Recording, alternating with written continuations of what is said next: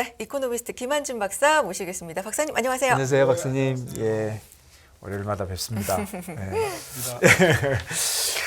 뭐 요즘 뭐 이슈가 많이 있지만 오늘은 미국, 미국 얘기 안 할 수 없는 거죠. 네. 예, 이번 주가 뭐 또 빅위크가. 맞아요. 근데 제가 뭐 맞습니다. 여러 번 빅위크라 그래서 좀 그렇긴 한데 사실 진짜 이번에는 그런 것 같아요. 또 CPI하고 어떻게 이렇게 날짜가 이렇게 딱 네. 이렇게 합쳐져 가지고요. 네. 미리 알 수도 없고. 그래서 어떻게 지금 어디쯤 가고 있는 겁니까?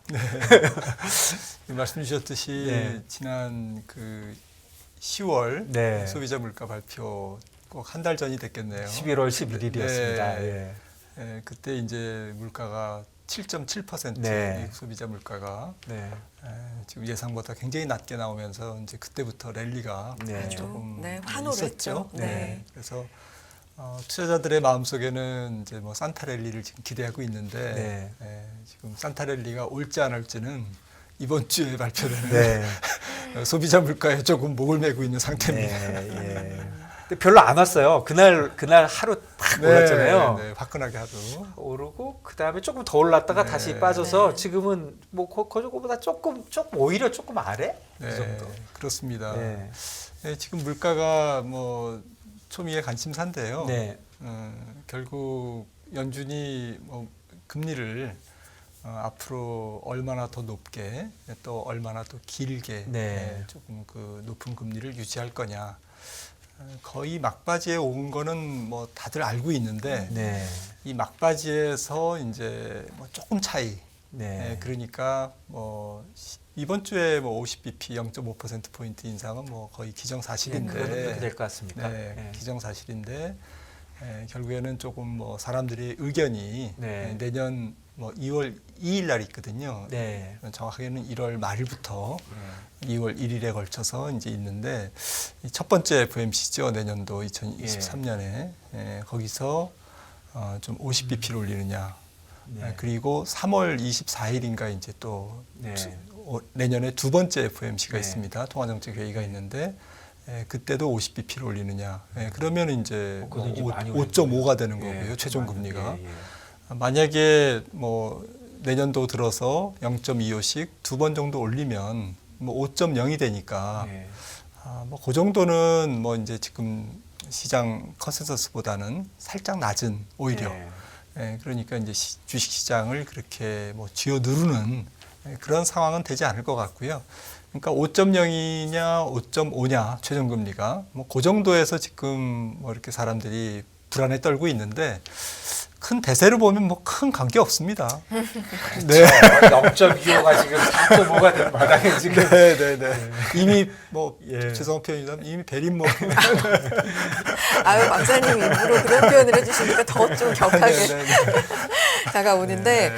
그런데 지난주 생산자 물가 지수는 또 생각보다 이게 떨어지는 게 쉽지 않구나라는 네. 또 느낌을 줬거든요. 맞습니다. 그래서 CPI가 조금 걱정되기도 하는데 네. 어떻게 보고 계시는지 궁금하고요. 결국 논쟁의 초점은 말씀하셨던 생산자 물가에서도 보여줬듯이 이제 에너지나 이제 뭐 그 여러 가지 원자재 네. 가격 네. 뭐 이런 거는 아닌 것 같습니다. 네.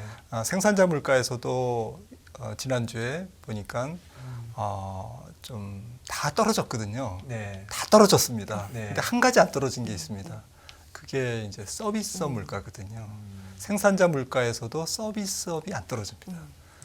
그러니까 이번 주에 소비자 물가 지표에서도 관전 포인트는 서비스업 물가. 근데 서비스업 물가가 왜 안 떨어지느냐? 그러게요. 네, 사람들이 뭐 이렇게 머리를 쥐어뜯고 이제 고민을 해보니까 네. 팬데믹 코로나19로 인해서 노동시장에서 이탈된 인구가 한 500만 명 언저리 되는 걸로 추정이 되고 있습니다. 그러니까 상당히 많은 인력이 노동시장에서 이탈했다라는 거고요. 그러니까 이게 팬데믹이라는 게 단순한 어쨌든 뭐 질병이 아니고 노동시장의 좀 구조를 바꿔놨다. 그러니까 많은 사람들이 죽었지 않습니까? 그리고 고령자가 은퇴했고 뭐 이런 바람에 이제 노동시장에 상당히 수급 변화가 있었고요. 이제 공급이 준 거죠. 근데 그 공급이 준 뭐 이렇게 배경을 조금 더 조사를 해봤더니 이거는 트럼프 정부 때부터 이민 정책 이민 규제 정책으로 인해서 서비스업에 종사하는 유통이나 접객, 레저 이런 쪽에 종사하는 어쨌든 멕시칸이라든지 이런 분들이 유입이 지속적으로 둔화됐고 이거는 바이든 정부 때도 마찬가지였다라는 거거든요. 그러면서 구조적으로 노동 공급이 부족해지니까 이런 상태에서 또 계절적인 11월, 12월이 이제 뭐 잘 아시다시피 쇼핑 시즌이지 않습니까? 그러니까 사람들이 뭐 먹으러도 많이 가고 쇼핑도 많이 하고 뭐 물론 전자상거래도 많지만 아무래도 대면 어쨌든 접촉이 많아지면서 이 서비스업 쪽에서 상당히 그 인력 수요가 증가하니까 여러 가지 이제 서비스업에 종사하는 사람들의 임금이 오르는 거죠. 그래서 두 가지를 해석할 수 있습니다. 구조적인 거는 뭐 당장 개선되기는 어렵다. 이거는 뭐 1, 2년 내에 되지 않을 수도 있다. 그 얘기는 내년도에 미국의 어쨌든 고용 시장이 뭐 예상보다 지금도 굉장히 타이트한데 많이 이제 줄겠지만 실업자가 늘겠지만 조금 천천히 어쨌든 실업자가 늘 가능성이 있다. 그러니까 고용 시장이 뭐 아무래도 뭐 이제 실업자도 늘고 임금도 떨어지는 것은 맞다라는 거죠. 하지만 그 속도가 그렇게 가파를 가능성이 없다라는 거고요. 또 한 가지는 이제 단기적인 아까 말씀드린 단기적인 측면에서 연말에 쇼핑 시즌이 지나고 나면 이 계절적인 특수성이 지나고 나면 내년부터는 고용 시장이 조금 더 풀릴 거다. 풀린다는 의미는 이제 임금이 좀 떨어질 거다. 시장 참여율이 노동 시장의 참여율이 올라가고 특히 IT, 금융 업종 중심으로 지난 4분기, 이번 4분기에 감원이 많이 이루어졌잖아요. 이런 것들이 제대로 노동 시장에 반영이 안 돼 있는 건데 이게 이제 내년 초에는 반영이 되면서 노동 시장을 덜 타이트하게 좀 임금 상승률을 좀 떨어뜨리는 쪽으로 작용할 거다. 이 두 가지가 지금 좀 장기적인 구조적인 그런 부분하고 단기 어쨌든 계절적인 부분하고 이게 섞여 있어서 노동 시장이 더 이렇게 혼돈스러운 것 같습니다. 결국은 팬데믹 이후에 사망하고 은퇴하신 분들도 많았고 또 이민 정책의 영향도 있었고 뭐 자발적인 실업도 있었고 그랬는데 그 지금 말씀해 주신 이민 정책은 그 이후에 좀 뭐 바뀌고 있는 게 없는 거죠? 네, 실질적으로는 뭐 바뀐 게 없다고 그럽니다. 네, 물론 이제 뭐 제도적인 게 약간 바뀌긴 했지만 그래도 체감적으로 뭐 통계가 뭐 이민자가 증가한다든지 이런 것들을 확인할 수는 없을 정도로 유의미한 그런 변화가 없었다. 팬데믹이 좀 지금도 사실 영향을 주잖아요. 저희도 많이 걱정하고 뭐 목만 아파도 코로나 걸렸나. 뭐 미국 사람들도 많이 걱정하고 있는데 그런 것들이 진짜 좀 내려앉으면은 뭐 정책의 문제가 아니라 이민이 좀 늘어나고 그럴 가능성도 있는 건가요? 어떤가요? 정책이 완전히 막고 있는 건가요? 그런 게 뭐 저도 최근에 뭐 잘 모르겠습니다만은 약간 그게 뭐 제도적으로 되는 부분은 한계가 있는 것 같습니다. 그래서 이민자들이 그렇게 증가하는데 상당히 까다로움이 있다라는 것이죠.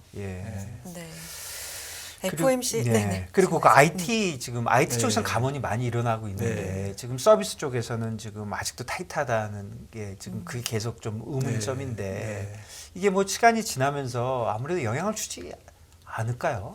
그럼요. 일단 뭐 지금 감원이 시작된 게 결국 뭐 한두 분기도 안 됐으니까. 그래도 지금 뭐 사이즈는 꽤 되는 것 같은데. 그런데 뭐 지금 기업들이 뭐 3분기 실적 발표할 때부터 이제 시작이 됐는데 본격적화됐는데 그래봤자 뭐 한 서너 달 전에서 뭐 그러니까 가을부터 뭐 그 전부터 이게 뭐 감원 얘기는 계속 있었지만.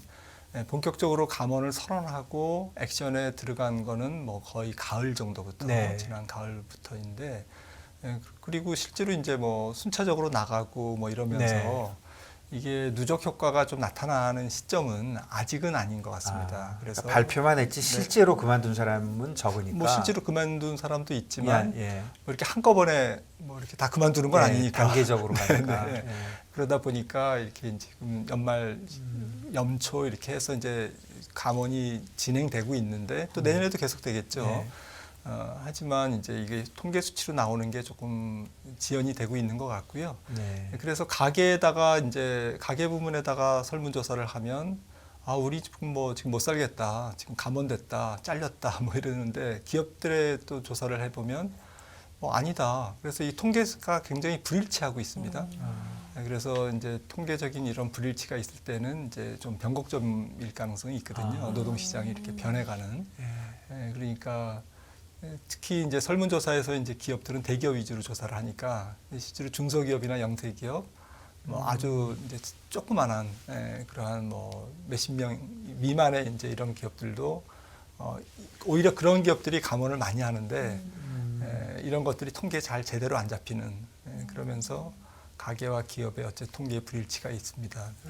제 생각에는 내년부터는 실업률이 올라가는데 어느 정도까지 올라갈 거냐가 이제 지금 초점인데 결국 양날의 검이죠. 실업률이 올라가야 임금 상승률도 떨어지고 그리고 연준의 통화 정책도 이제 조금 긴축 기조에서 후퇴하고 드디어 이제 금리 인하라는 조금 피벗이 나올 수 있는데 반면에 이제 실업률이 올라간다는 얘기는 경기가 나쁘고 소비가 줄고 경제 지표가 이제 망가지는 이제 그런 측면이기 때문에 그 사이에서 이제 경기 침체에 대한 논쟁이 너무 이제 지금은 추상적으로 이루어지고 있습니다. 그러니까 경기 침체가 온대. 경기 침체가 도깨비도 아니고 개가 온대 침체라는 게 지금 이렇게 뉴스를 제가 이렇게 검색을 해보니까 사실은 침체에 대한 정의가 어떤 사람들은 내년도 미국 경제 성장률이 한 1% 되는 걸 침체라고 얘기하는 사람도 있고 사실 1% 정도면 그건 연착륙이고 대성공이죠. 금리를 이렇게 어마어마하게 많이 올렸는데 내년도 경제 성장률이 1% 정도를 방어한다고? 그거는 플러스 1%. 네, 플러스. 저는 마이너스 1%로 보고 있거든요. 마이너스 1%면 이거는 약간 경착륙에 가깝지 않습니까? 그래서 플러스 마이너스 1% 사이에서 지금 주식시장이 우왕좌왕하고 있는 것 같습니다. 그렇군요. 그러니까 현장에서 임금 쪽도 그렇고 실업 이쪽도 그렇고 현장에서 기업이나 가게에서 느끼는 체감과 통계가 좀 오류가 나는 요 시점이 시차도 있고요. 요 시점이 좀 변곡점일 수 있다. 그런 부분이 이해가 되고요. FOMC 앞두고 있기 때문에 요 말씀해주신 쭉 요 부분에 대해서 연준은 어떤 생각을 하고 있을까 자료를 좀 갖고 오신 것 같은데 쭉 보면서 말씀해주시면 좋을 것 같아요. 아마 이제 이번 주 FOMC에서는 이제 점도표도 나오고 앞으로 이제 우리가 금리를 어떻게 올리겠다. 그래서 지난번 9월 FOMC에서는 점도표의 중간값 이렇게 이제 줄을 세워서 이 중간 연준 위원들이 12명이 투표에 참가하지만 의결권이 없는 분들까지 19명이 이제 점을 찍습니다. 19명이 점을 찍은 그 중간값이 9월 달 FOMC에서는 4.6이었거든요. 이번에는 4.9 정도가 될 것 같습니다. 제 추측으로는. 그러니까 저는 이제 5%가 최종 금리일 거다라는 쪽에 무게를 두고 있는데 그렇게 보는 이유가 지금 이 그래프 차트를 보시면 이게 클리브랜드 연준이라고 이제 물가를 중점적으로 전망하고 연구하는 이제 연준입니다. 지역 연준 중에 하나죠. 근데 이게 중간값 CPI라는 걸 보시면 이게 노란색 선인데 안 떨어지고 있잖아요. 지난달까지. 이게 11월 10일자까지 업데이트된 건데 안 떨어지고 있습니다. 그러니까 물가 항목이 한 500개 넘지 않습니까? 그 중에서 이제 쭉 줄을 세워가지고 이제 중간값, 중간값을 보면 이게 안 떨어지는 거죠. 그러니까 유가가 떨어지고 여러 가지가 떨어지고 있지만 대부분의 물가는 안 떨어지고 있다. 이제 이런 표현이고요.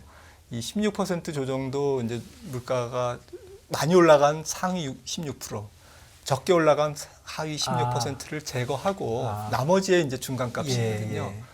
역시 안 떨어지고 있습니다. 그러니까 아마도 이번 주 FOMC에서의 키워드는 연준이 계속 얘기하는 레토릭이지만 갈 길이 멀다. 아직도 우리는 갈 길이 멀다라는 게 이제 키워드가 될 것 같습니다. 그러니까 물가가 지금 주식시장에서는 한 달 한 달 일비일비하고 있지만 네. 연준이 볼 때는 아직까지는 긴장감을 늦출 수 없어라는 게 이제 키워드가 될 것 같고요. 네. 하지만 시장에서 관심을 갖고 있는 최종 금리에 대해서는 아까 이제 중간값이 한 4.9 정도 찍히지 않을까. 이렇게 4.6에서 물론 좀 올라가지만 5%는 안 넘을 거다. 그러니까 많은 연준 위원들이 금리를 과도하게 올리는 것에 대해서는 반대의 의견을 아마 점도표에 반영할 것 같습니다. 그 이유는 파월 의장이 얘기했듯이 지금 금리를 올리는 게 바로 뭐 다음 주, 다음 달 영향을 미치는 거가 아니고 좀 누적적으로 시차를 두고 영향을 미친다라는 것이거든요. 그런 측면에서 연준 위원들은 일단 중립금리가 2.50% 정도 되니까 5% 정도의 최저금리를 달성하고 나면 그 정도면 일단은 역할을 다 했다, 연준은. 그때부터는 이제 우리가 금리 인상을 했던 결과물을 받아보기 위한 관찰 기간으로 삼겠다라는 것이 연준 위원들이 아마 중론이지 않을까, 저는 이제 그렇게 생각을 하고 있고요. 그래서 결론적으로 3월까지 5.0%를 올리고 지금 한 6개월 정도는 보호 관찰 기간. 이게 어떻게 될지 모르니까 자기네들도 모르는 거예요. 그러니까 이제 좀 쭉 이제 지켜보겠죠. 진짜 물가가 떨어지나 안 떨어지나. 요번에 50bp 올리면 그러니까 4.5가 되는 거잖아요. 그런데 네. 우리가 이제 레인지로 하니까 4.25, 4.5 이렇게 되잖아요. 맞습니다. 그러면 4.6이다 하면 요거의 위에 걸 얘기하는 건가요?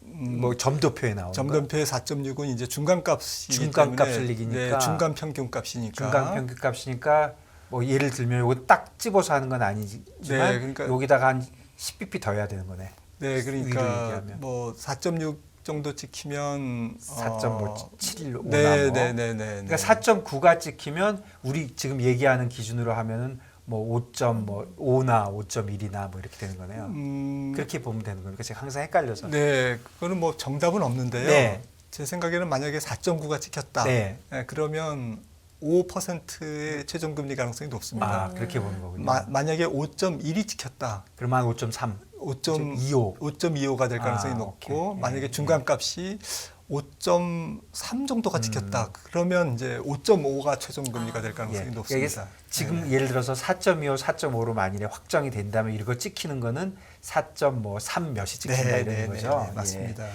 그러면은 4.9가 찍히면 진짜 지금 시장 컨센서스하고 거의 같은 걸로 지금 시장이 딱 5% 정도 된 것 같아요. 네. 스왑 커브 같은 거 보면 네, 포워드 네, 커브가 딱 맞습니다. 5%. 예. 네. 그러니까 그 정도면 사실은 시장에서 아까 처음에 얘기해 주신 대로 50bp, 50bp면 5.5고 25, 25면 5인데 25, 25가 생각할 수 있는 제일 아래쪽이잖아요. 지금으로선 그렇죠. 예.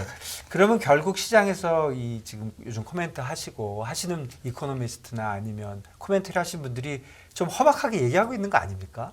시장 프라이스보다 항상 높게 얘기하는데. 네, 뭐 조금 그 물가가 안 떨어진다라는 것에 조금 초점을 두고 있는 것 같고요. 예. 특히 임금 인플레이션이 안 잡히고 있으니 예. 조금 연준이 이제 미리 먼저 많이 올리고 네. 그리고 만약에 과도하게 올렸으면 뭐 내년 어느 시점에선가 조금 빨리 네. 좀 금리 인하 쪽으로 기울 거다. 네. 이런 쪽의 의견을 가지고 계신 분들이 최근에 많이 늘었죠. 네. 이제 그러니까 그러다 보니 네, 조금 빨리 올려서 물가의 어쨌든 폭등세를 이제 싹을 자르겠다, 잘라야 되겠다라는 의견이 좀 많아질 거다 연준 위원들 중에. 네. 근데 가장 올해 이제 뭐 최근 한 1, 2년간 뭐 가장 정확하게 본 세인트 루이스 블라드 총재, 네. 블라드 총재 네. 세인트 루이스인가요? 네. 아무튼 블라드 총재가 지금은 비둘기로 바뀌었습니다. 그분이 제일 매파. 매파적인. 네, 네. 가장 메가 비둘기가 됐는데 이분은 그렇게 과도하게 물론 이제 뭐 엉뚱한 뭐 7% 얘기도 했습니다만 최종금리 예, 예. 전체적인 기조는 그분의 얘기를 들어보면 이제 조금 그 시차 그리고 경제를 조금 너무 짓누를 필요가 없고 일단은 조금 관찰할 필요가 있다라는 쪽의 뉘앙스를 많이 비쳤어요. 아, 그렇게 봐야 되나요? 네, 그래서 예. 저는 가장 촉이 좋은 제임스 블라드를 따라가려고 합니다. 이분이 제일 미움 많이 받았는데. 제일 근데 정확했습니다. 아, 정확했다. 네. 그렇군요. 예.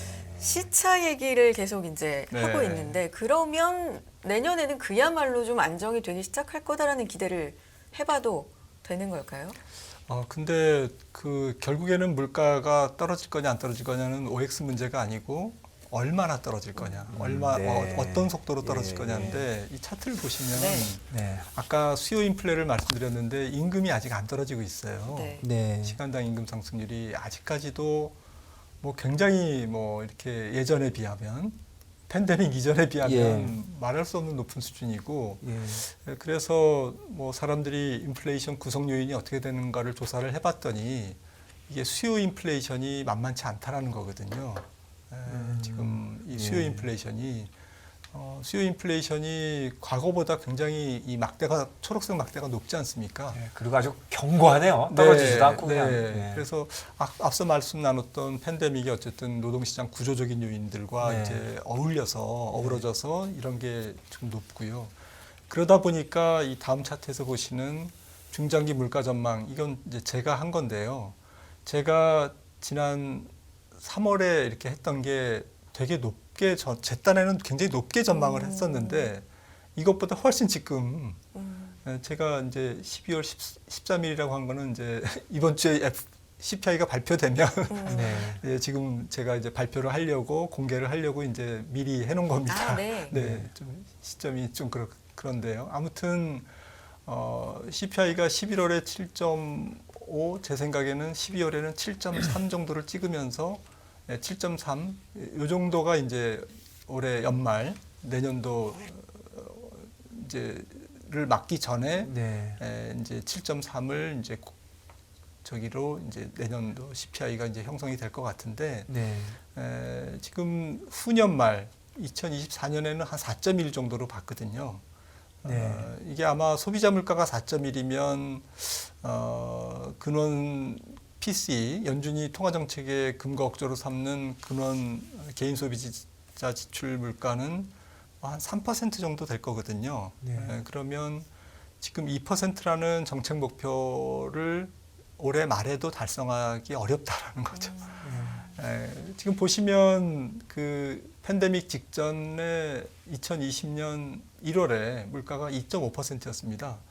이 2.5%의 소비자 물가를 달성하는 시기가 2025년 이 정도가 될 가능성이 뭐 지금 맞든 틀리든 지금 시장 컨센서스도 거의 비슷합니다. 네. 이렇단 얘기는 물가가 떨어지긴 하지만 매우 더딘 속도로 떨어지고 주식시장 측면에서는 이 부분을 지금 좀 부담스럽게 받아들이고 있다라는 거죠. 근데 주식시장이 부담스럽게 받아들이는 이유는 사실 다른 것도 있겠지만 연준이 쉽게 그 금리를 내리지 않는 것 때문이잖아요. 맞습니다. 그런데 저 기간에도 지금 염려하는 대로 그 경기 침체 이런 것들이 일어난다면 이런 물가와 관계없이 아니면 어느 정도 무시하고 경기를 위해서 금리를 뭐 생각보다 빨리 내릴 가능성 그런 것도 사실 살아있는 거 아닌가요? 네, 그러니까 이게 트레이드오프 관계죠. 네. 경기가 망가지면, 네. 그러니까 뭐 경착륙이 현실화되면 연준은 이제 손을 쓰겠죠. 네. 그러니까 그렇게 돼야 연준은 피벗을 한다라는 것이 네. 지금 주식시장의 투자자 입장에서는 그것도 부담스러운 거죠. 네. 경기가 경착륙된다라는 거 그러게요. 부담스럽고 네. 경착륙이 안 되면 연준이 계속 뭐 5나 5.25의 기준금리를 네. 내년 통째로 1년간 유지한다라는 것도 네, 부담스럽고, 그것도 부담스럽죠. 네. 단기금리도 안 떨어지고 장기금리도 좀 더디게 떨어질 네. 테니까 주식시장의 밸류에이션에 네. 영향을 미칠 거다라는 네. 것이 이제 부담스럽고, 네. 그래서 양쪽 다 부담스럽습니다. 그래서 이 중간에서 만나야 되는데 제 생각에는 결론적으로 연준이 금리 인상을 멈추는 시점 그리고 연준이 금리를 내리는 시점이 좀 있을 텐데 네. 이게 한 1년 정도의 지금 텀으로 지금 보고 있는데 그러니까 2024년 네. 한 봄 돼야 아마 금리를 내릴 거다. 네. 저는 이제 그렇게 보는데 네. 그 사이에서 이제 주가에 어쨌든 큰 변곡점이 나타날 것 같습니다. 상승 전환이 나타날 것 같은데, 예. 네, 그 시점이 결국 경기가 이제 조금 더 나빠져서, 그다음에 실업률이 더 올라가서 네. 임금 상승률이 떨어져서 연준의 태도가 당장은 아니지만 우리가 금리 인하를 조금 해볼까라는 고민을 하고 있어라는 것을 이제 시장에 비추면 그때부터는 시장이 조금 반응을 긍정적으로 할 것 같아요. 근데 그 시점은 결국 실업률이 오르는 시점, 경기가 안 좋은 시점, 그리고 임금 상승률이 조금 떨어지고 수요 인플레가 이제 좀 차분해지는 시점이 될 텐데 그 시점이 아마도 5%의 기준금리를 유지한다고 했을 때 소비자 물가가 5%를 아래로 깨고 내려가는 시점이 되지 않을까. 그러니까 물가와 기준금리가 데드크로스가 되는 골든크로스인가요? 아무튼 이게 교차되는 만나는. 5%의 물가 네. 미만으로 헤드라인이요. 네, 헤드라인이 형성이 되면 내년에 반드시 내년에 보기는 보겠네요. 네, 어쨌든 언제 봐도 네, 내년 6월에 저는 볼 거로 봅니다. 예. 뭐 이게 앞에 볼지 뒤에 볼지 모르지만 네, 내년에 네, 네. 보기는 보겠네요. 네. 골든 크로스인지 뭐 진짜 네. 딱 이게 그렇네요. 연준이 이제 물가를 잡을 수 있다라는 자신감이 네. 기준금리가 물가 위에 있으니까 이거는 상징적으로 또 이론적으로도 그렇죠. 연준이 자신감이 되게 이제 커지는 시기일 거거든요. 그렇죠. 야, 네. 물가가 7%인데 무슨 뭐 5%면 어때 이렇게 얘기하는 건데 네. 물가가 실제로 4% 돼버리면 네. 그럴 수 있죠. 이 굉장히 그러니까 진정한 피봇은 바꾸는 건데 방향을. 맞습니다. 어쨌든 거기까지 가기까지 물가가 아직 안 잡혔는데 경기가 너무 안 좋아져서 급격히 피봇을 하는 게 아니라 물가에 대한 자신감이 어느 정도 생기고 확인을 하고 나서 피봇을 할 쯤이면 주식시장도 환호할 거다 이렇게 네, 이해하면 그렇습니다. 될까요? 네, 그때부터는 주가가 이제 계속 출렁거리겠지만 경기가 안 좋으니까 여전히 하지만 저점을 높여가는 시점, 그러니까 추세적인 반등이 성공하는 시점이 될 것 같고 그게 빠르면 내년 뭐 5월, 6월 좀 늦어도 여름 정도가 되지 않을까라고 네. 생각을 합니다. 박사님 양날의 검이라고 말씀해 주셨지만 실제로는 조금 아직도 뭐 경기에 관련된 배드 뉴스가 주식에 관련돼서는 굿 뉴스가 될 가능성이 더 있는 거네요. 앞으로도. 네, 당분간은 좀 예. 그렇죠. 자료가 조금 더 있는 것 같은데 알겠습니다. 이거 마저 좀 봤으면 네. 좋겠어요. 네. 네. 그래서 이제 거기 성장에 대한 지금 사람들의 고민이 네. 그러니까 경기가 얼만큼 꺾일까. 네. 사람들이 이제 지금 맞습니다. 미국 경제 성장률도 예. 아까 말씀드렸듯이 네. 1%에서 마이너스 1% 정도로 지금 보고 있는데 지금 뭐 이거는 최근에 OECD가 이제 11월에 발표한 자료입니다. 네. 미국 경제 성장률을 굉장히 높게 보고 있어요. 네. 근데 이 정도로 높게 나오기는 조금 쉽지 않을 것 같고요. 네. 지금 시장 컨센서스는 전 세계 경제 성장률이 IMF가 2.7%, 네. 올해 3.1%였습니다. 네. 그리고 OECD는 보시는 것처럼 2.2%. 네. 그다음에 피치 같은 데는 더 낮게 1.7%. 네. IIF는 국제 금융협회인데 이거는 이제 선진국 은행들이 개도국에 돈을 빌려주는데 이제 조금 돈을 띄지 않기 위해서 이제 서로 연합해서 조사하는 기관입니다. 네. 얘네들은 1.2%를 봤어요. 네. 그다음에 월드뱅크는 세계은행은 뭐 한 9월 달에 나온 자료가 3.0이었는데 살짝 꼬리를 많이 낮췄습니다. 네. 인플레가 잘 안 잡히면 세계 경제 성장률이 올해 3.1에서 내년도에는 0.5에서 1.7까지 떨어질 네. 수 있다. 네, 많이 내렸네요. 네, 이렇게 지금 그렇군요. 그래서 너무 지금 사람들이 이 편차가 큽니다. 그러니까 투자자들이 더 혼란스러울 헷갈리시는 수밖에 거죠. 없는. 그래서 제가 한번 조언을 드려도 될까요? 네. 그럼요. 예. 네, 매크로 보지 마십시오. 아. 네, 아, 너무 보지 마시고 예. 매크로에서 뭔가 놓치고 있다라는 강박관념, 네. 아 이걸 놓치고 있었기 때문에 주가를 내가 못 보는 거 아닌가? 네. 뭐 그런 부담감은 조금 내려놓으시고 아. 편안하게. 네. 마지막 조언까지. 감사합니다. 네, 고맙습니다. 네. 김한진 박사와 함께했습니다. 고맙습니다. 예, 감사합니다. 네. 매크로